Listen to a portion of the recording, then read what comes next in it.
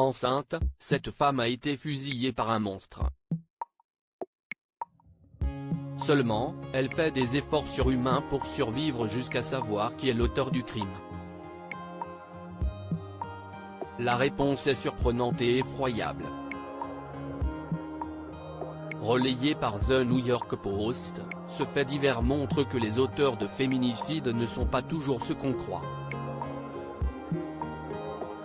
Une femme presque à terme, cette victime aurait pu accoucher dans un mois mais a tragiquement été fusillée. Elle a réussi à survivre pour donner vie à son bébé et a pu se rendre justice en identifiant le tueur. C'était le père de mon enfant, a-t-elle annoncé juste avant de mourir. À 31 ans, Rémy a été sauvagement tuée par son compagnon à 8 mois de grossesse. C'est devant son domicile qu'a eu lieu ce crime abominable. Un assassinat qui n'a pas empêché le bébé de naître mais qui a tué sa maman. Comme Rémy, cette femme enceinte a aussi été tuée par une amie. Elle lui a coupé l'utérus de force. Son bébé n'a pas survécu. Elle a crié le nom de son tueur avant de mourir. Les gens étaient choqués quand ils ont appris son identité peu après avoir été froidement abattue par balle. La mère du nouveau-né s'est effondrée. Selon un voisin qui a assisté à cette scène terrible, la victime aurait crié qu'est après avoir été touchée. Il s'agit du surnom du tueur et père de l'enfant, donc à Thomas, un homme de 30 ans.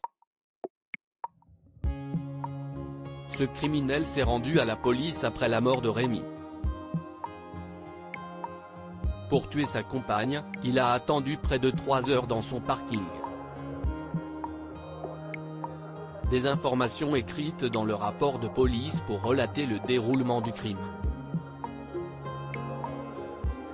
Rémy et Thomas se seraient séparés, d'après le témoignage de la mère de la victime. Qu'est-ce qu'un féminicide?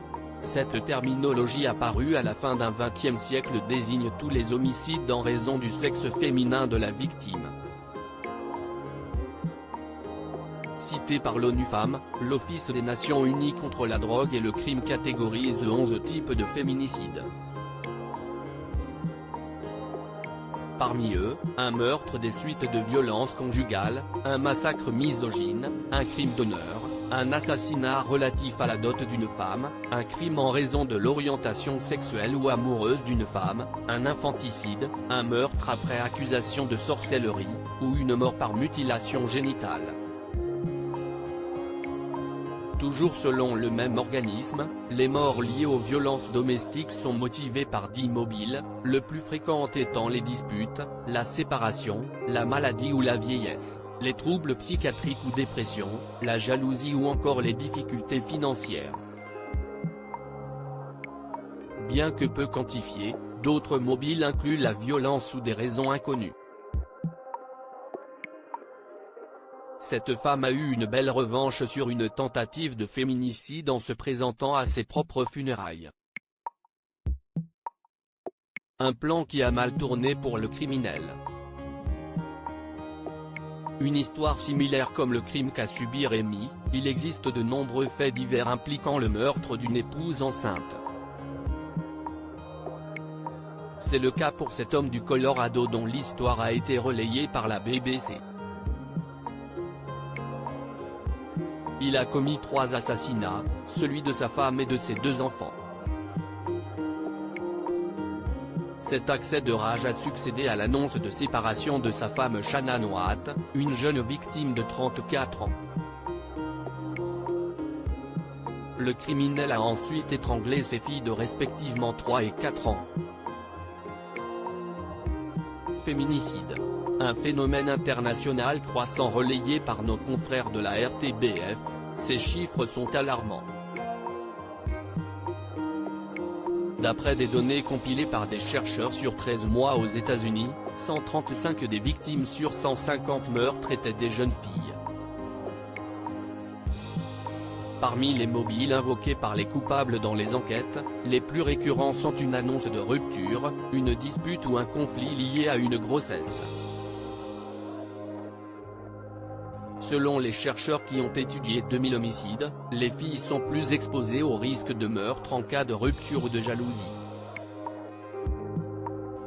En France, c'est également un bilan inquiétant puisqu'en 2019, 146 femmes ont été tuées par leur partenaire. Ce chiffre provient d'une étude nationale qui concerne les morts conjugales issues de la violence qui a été publiée par le ministère de l'Intérieur en août 2019. Il s'agit d'une augmentation de 21% par rapport à 2018. Un phénomène croissant d'un point de vue mondial dont les coupables sont souvent des proches. Pour rappel, les crimes conjugaux ne concernent pas seulement les femmes.